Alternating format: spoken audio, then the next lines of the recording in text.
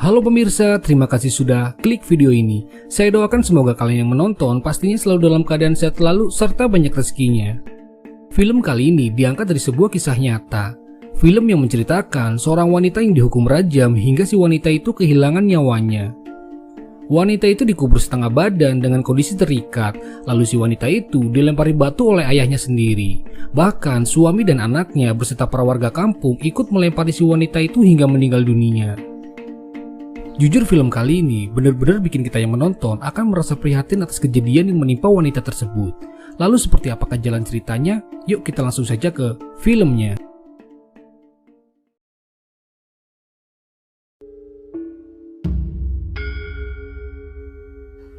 Film diawali di mana ada seorang pria bernama Jim yang kini sedang menunggu kendaraan lain yang lewat untuk meminta bantuan karena mobilnya mengalami kerusakan. Diketahui kalau Jim ini adalah seorang wartawan yang akan menuju ke perbatasan Iran, tepatnya desa Kupaye. Tak lama kemudian, Jim mendapatkan tumpangan dan menderek mobilnya sampai ke desa Kupaye. Lalu di waktu yang bersamaan, kita diperlihatkan seorang wanita parubaya yang bernama Zahra. Zahra kini sedang menuju ke sungai yang tak jauh dari rumahnya. Sesampainya di pinggir sungai, Zahra memunguti tulang belulang yang dagingnya telah habis dimakan oleh seekor anjing liar. Di situ, Zahra mencuci tulang tersebut lalu menguburkannya dengan layak.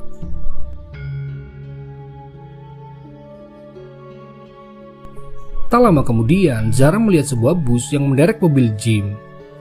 Di situ Zahra langsung menghampiri Jim yang berhenti tepat di bengkel yang ada di desa tersebut. Jim yang sedang bernegosiasi dengan pemilik bengkel yang bernama Hasim tentang biaya perbaikan mobilnya. Tiba-tiba Jim dihampiri oleh Zahra yang langsung memberitahu rahasia penting tentang desa tersebut menggunakan bahasa Inggris supaya warga Kupaye tidak mengerti apa yang mereka bicarakan. Namun baru saja Zahra mau menceritakan rahasia penting yang terjadi di desa tersebut, tiba-tiba datang dua orang pria yang langsung memotong pembicaraan mereka.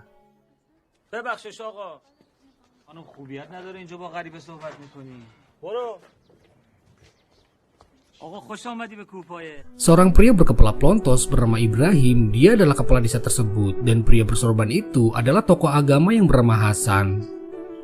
Mereka berdua memberitahu Jim jika Zahra memiliki gangguan jiwa dan memperingati Jim untuk tidak dekat-dekat dengan Zahra, apalagi mempercayai omongannya.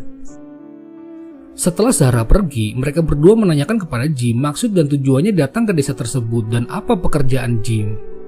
Ketika Jim menjawab kalau dia adalah seorang wartawan, seketika itu mereka berdua terlihat panik dan ketakutan setelah tahu kalau Jim adalah seorang wartawan. Sebenarnya rahasia apa yang terjadi di desa tersebut sampai-sampai mereka takut kalau rahasianya itu terbongkar. Di situ, Pak Kepala Desa menawari Jim untuk beristirahat di rumahnya sambil menunggu mobilnya selesai diperbaiki. Namun Jim menolaknya dan memilih pergi ke salah satu warkop di desa tersebut. Beberapa saat kemudian, saat Jim sedang ngopi sambil menunggu mobilnya selesai diperbaiki, dia dikejutkan oleh sebuah kertas yang dilemparkan oleh Zahra.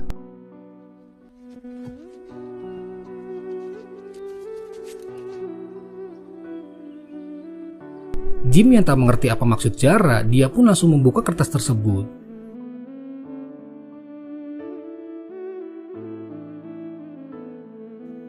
Seketika itu Jim terkejut karena di dalam kertas tersebut berisi potongan jari manusia yang tinggal tulangnya saja. Sementara itu, tulisan yang di dalam kertas adalah sebuah peta yang menunjukkan titik lokasi rumah Zahra. Jim yang semakin penasaran dengan apa yang terjadi di desa tersebut, dia pun langsung menuju ke rumah Zahra dengan mengikuti nenah peta yang diberikan oleh Zahra.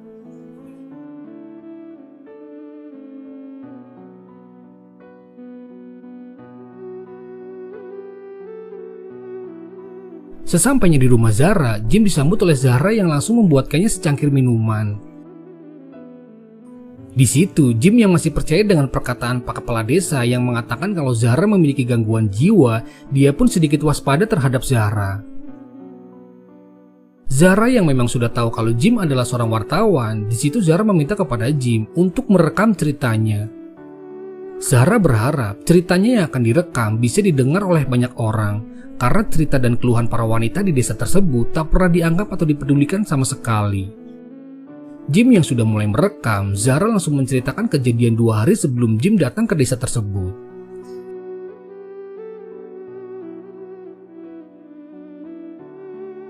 Jadi saat itu ada seorang pria bernama Ali, dia sedang berbicara dengan Hasan mengenai keinginannya yang ingin menikah lagi dan berpisah dengan istrinya yang bernama Soraya. Ali ini adalah seorang sipir penjara di kota yang tak jauh dari desa tersebut. Ali meminta kepada Hasan untuk membantunya agar bisa menikah lagi dan bercerai dengan istrinya. Hasan yang awalnya menolak permintaan Ali, seketika itu Hasan terdiam saat Ali mengancam akan menceritakan masa lalu Hasan yang dulunya adalah seorang narapidana yang berkedok ulama. Karena hanya Ali lah satu-satunya orang yang tahu tentang masa lalu Hasan.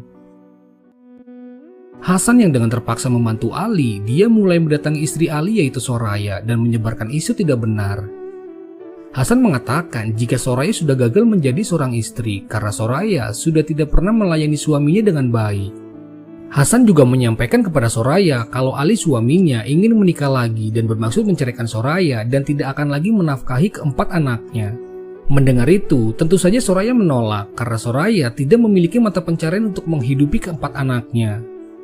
Hasan terus membujuk Soraya agar mau bercerai dengan Ali. Namun karena Soraya terus menolak, Hasan sampai menjanjikan akan menikahi Soraya setelah Soraya bercerai. Tanpa Hasan sadari, ternyata sedari tadi Zara menguping pembicaraan mereka dari balik dinding.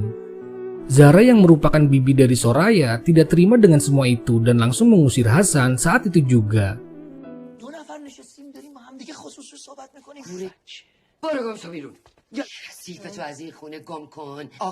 Setelah itu, Zara menanyakan kepada Soraya apakah isu itu benar kalau kamu sudah tidak melayani suamimu dengan baik. Pertanyaan bibinya itu dijawab oleh Soraya dengan memperlihatkan luka lebam di dadanya yang menunjukkan betapa kasarnya Ali selama ini. Soraya juga bercerita tentang keinginan Ali yang ingin menikah lagi dengan seorang gadis yang berusia 14 tahun, anak dari seorang narapidana yang akan dihukum mati. Ali berjanji kepada gadis tersebut jika Ali bisa membebaskan ayahnya asalkan gadis itu mau menikah dengannya. Singkat waktu, beberapa hari kemudian, Soraya yang sedang makan dengan keempat anaknya, tiba-tiba muncul Ali yang langsung memarahi Soraya di depan anak-anaknya karena dia telah menolak tawaran Hasan.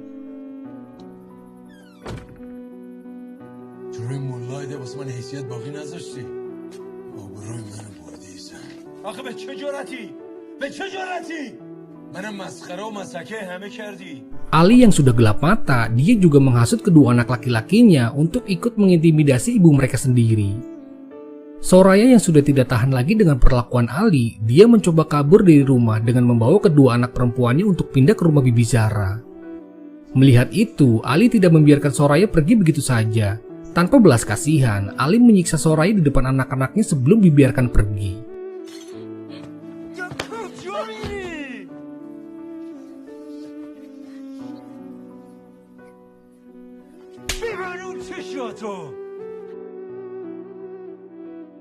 Setibanya di rumah Zara, Soraya mengobrol sambil mengobati luka di wajahnya.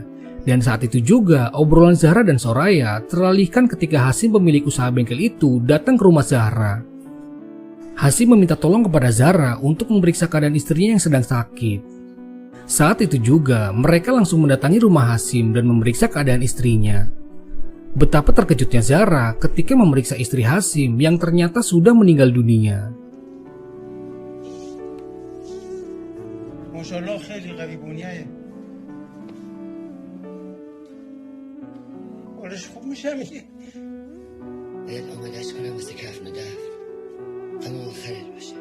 Lalu beberapa saat kemudian, semua warga desa datang ke rumah Hasim untuk melayat. Ada kebiasaan aneh di desa Kupaye, di mana barang-barang seseorang yang telah meninggal dunia boleh diambil oleh tetangganya. Soraya yang melihat itu mencoba melarang para warga desa yang hendak mengambil barang-barang milik istri Hasim, karena Soraya sadar kalau Hasim masih memiliki seorang anak yang berhak atas barang-barang tersebut. Di sisi lain, Ali yang melihat Soraya tiba-tiba memiliki rencana jahat di mana dia mulai mengatur siasat agar Soraya bisa bekerja di rumah Hasim sebagai pembantu. Singkat cerita, Soraya yang sudah bekerja di rumah Hasim, dia sangat senang karena dengan bekerja dia bisa mendapatkan uang untuk menghidupi anak-anaknya. Setelah beberapa hari kerja di rumah Hasim, Soraya yang mengerjakan setiap hal dengan baik dan selalu menjaga dirinya sebagai seorang wanita terhormat, dia dengan hati-hati menjaga jarak dengan Hasim yang statusnya tidak memiliki istri. Sampai pada akhirnya, Soraya menerima upah dari pekerjaannya itu. Dia sangat senang sekali bisa menabung dari hasil kerjanya di rumah Hasyim.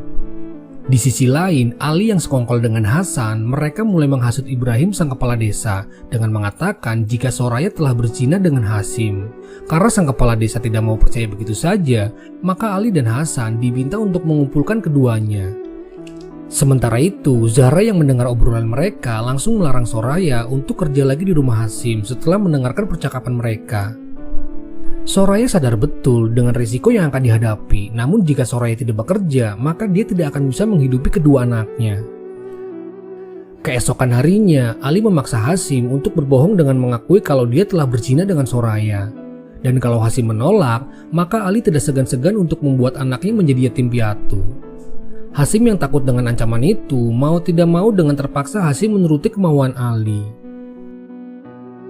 Beberapa saat kemudian, Ali menjalankan rencananya. Dia menyeret dan memukuli Soraya di jalanan desa dan disaksikan oleh seluruh warga desa. Sebagian dari mereka yang melihat mencoba meredam Ali dengan mengatakan agar sebaiknya masalah itu diselesaikan secara baik-baik. Namun di situ, Ali tidak mempedulikan nasihat dari para warga desa. Dia terus membawa Soraya untuk bertemu dengan sang kepala desa. Setibanya Pak Kepala Desa dan disusul oleh Hasyim yang juga diundang untuk hadir, Pak Kepala Desa langsung menanyakan kepada Hasyim dan Soraya tentang kebenaran hal tersebut. Ketika Soraya mengelak kalau hal itu tidak benar, lain lagi dengan Hasyim yang sudah diancam oleh Ali. Dia malah membenarkan hal tersebut jika dia telah berzina dengan Soraya. Mendengar itu, Soraya sangat tidak menyangka kalau Hasyim malah membenarkan hal tersebut. Soraya dengan tegas membantah tuduhan itu, namun sekeras apapun Soraya membela diri, tidak ada satupun yang mempercayainya. Bahkan kepala desa pun lebih percaya dengan kebohongan Hasyim. Setelah itu, Hasan, Ali, Ibrahim selaku kepala desa dan dua anak laki-laki Soraya beserta ayah Soraya dan beberapa warga yang lainnya mulai berkumpul untuk membahas hukuman apa yang pantas untuk Soraya. Setelah dibahas, warga sepakat dan memutuskan jika Soraya akan dihukum melemparan batu sesuai dengan aturan yang ada di desa tersebut. Keputusan itu pun disampaikan langsung oleh ayah Soraya dan dalam 1 jam lagi hukuman Soraya akan segera dilaksanakan. Setelah mendengar keputusan itu, Zahra langsung mengajak Soraya untuk kabur dari desa tersebut. Namun tak disangka Ali sudah menyuruh beberapa orang bersenjata untuk mengepung rumah Zahra dari segala arah. Sekeras apapun mereka berusaha kabur, tetap saja mereka tertangkap dan tidak bisa apa-apa lagi selain pasrah. Sadar jika hidupnya tidak akan lama lagi, Soraya menemui kedua putrinya untuk yang terakhir kali. Soraya memberikan kalung beserta cincin kepada kedua anaknya. Dengan perasaan sedih yang sangat mendalam, Soraya memeluk erat kedua putrinya, lalu menasihati mereka agar selalu menjadi anak yang baik dan menurut kepada Bibi Zahra yang akan merawat mereka nantinya.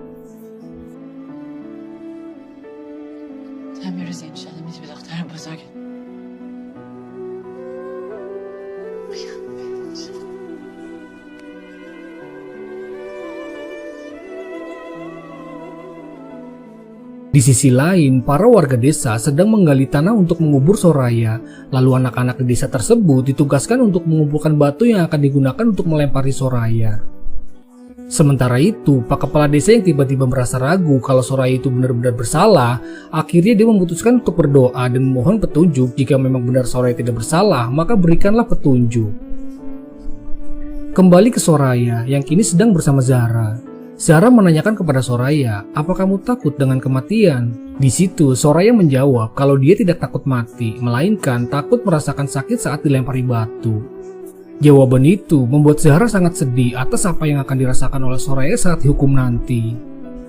Singkat cerita, tak terasa waktu begitu cepat hingga akhirnya tiba saatnya Soraya akan dibawa ke lapangan untuk dihukum. Sepanjang jalan, Soraya diikuti oleh seluruh warga dengan suara benturan batu yang menandakan bahwa tak lama lagi batu-batu itu akan menghujani tubuh Soraya. Setibanya mereka di lapangan, tiba-tiba muncul rombongan sirkus yang parkir di lapangan tersebut dan sedikit menghambat proses hukuman Soraya. Seharusnya Pak Kepala Desa sadar kalau hambatan itu adalah salah satu petunjuk yang menyatakan kalau Soraya tidak bersalah, namun dia tidak menyadari itu dan akhirnya hukuman Soraya pun dimulai.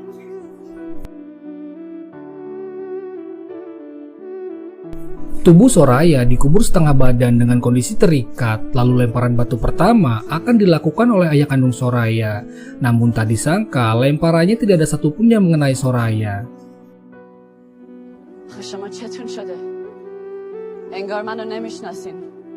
من سرایام. این همه به خونه هاتون آمدم. ما هم همسفره بودیم، دوست بودیم. چطور دلتون راضی میشه این کارو بکنید؟ همسایه‌تون، مادرتون، زنت، دخترتون چطور روتون میشه؟ قانون خدا.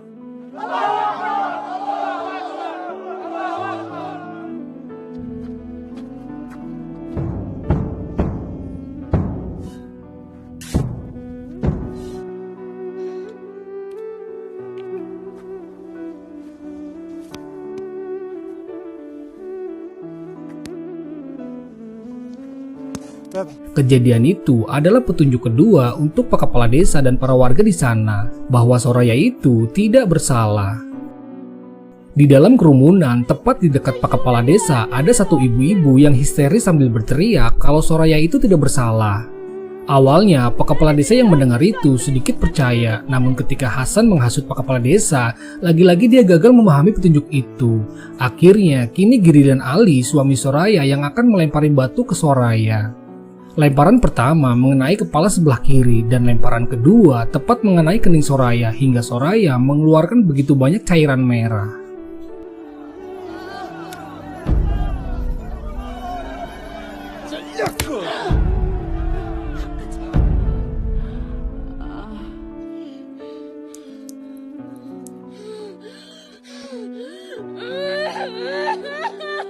Lemparan ketiga dilakukan oleh kedua anak laki-laki Soraya yang sudah dihasut oleh Ali untuk membenci ibunya sendiri.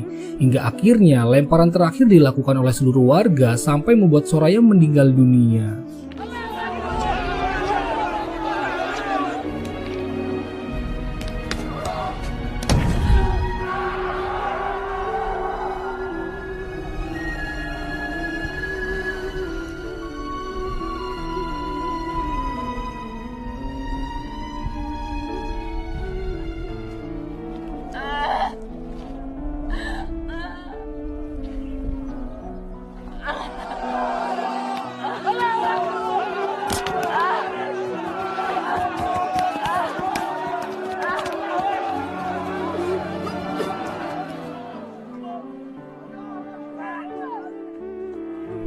Rombongan sirkus yang melihat tubuh Soraya ditinggalkan begitu saja, mereka menutupi tubuh Soraya dengan sebuah kain. Karena para warga menolak Soraya dimakamkan di pemakaman setempat. Hingga akhirnya ada beberapa ibu-ibu yang tidak tega melihat jenazah Soraya yang dibiarkan begitu saja. Mereka membawa jenazah Soraya ke tepi sungai dengan harapan jenazah Soraya bisa hanyut dan tenggelam. Nah, tulang belulang yang dikumpulkan oleh Zahra di awal film tadi itu adalah tulang dari jenazah Soraya. Setelah Zahra menceritakan kejadian 2 hari yang lalu dan direkam oleh Jim, di situ terlihat Jim meneteskan air mata setelah mendengarkan cerita tersebut. Tak lama kemudian, tiba-tiba muncul Hasim yang memberitahu Jim jika mobilnya telah selesai diperbaiki. Setelah itu, Zahra mengantarkan Jim menuju ke bengkel Hasim, namun di pertengahan jalan, langkah mereka harus terhenti ketika melihat Hasan, Ali, dan kepala desa sedang berbincang-bincang. Di situ mereka sedang membicarakan Ali yang gagal menikah dengan gadis umur 14 tahun karena ayah dari gadis itu tetap dihukum mati. Hasim yang juga berada di sana, dia akhirnya membongkar semua kebohongan Ali dan Hasan yang telah memfitnah dirinya dan Soraya telah berzina kepada Pak Kepala Desa. Pak Kepala Desa yang mendengar itu terlihat emosi kepada Hasan dan juga Ali. Setelah itu, Jim yang berjalan sendiri dihadang oleh beberapa orang termasuk Hasan dan Pak Kepala Desa. Mereka yang tidak mau mengambil resiko, merampas dan merusak barang-barang bawaan Jim guna menghilangkan barang bukti. Setelah merusak barang bawaan Jim diizinkan pergi dari desa Kupaye. Namun tak disangka, ternyata Zahra sudah menunggu Jim dengan membawa kaset rekaman yang asli. Pak Kepala Desa dan Hasan yang melihat itu langsung berlari dan berusaha merampas kaset tersebut, namun sialnya mereka dihadang oleh Zahra dan film pun berakhir. Itulah kisah Soraya yang diangkat dari kisah nyata. Terima kasih sudah menonton video ini sampai akhir. Mohon maaf jika ada kesalahan dalam pembawaannya. Saya Tatang pamit undur diri. Bye-bye.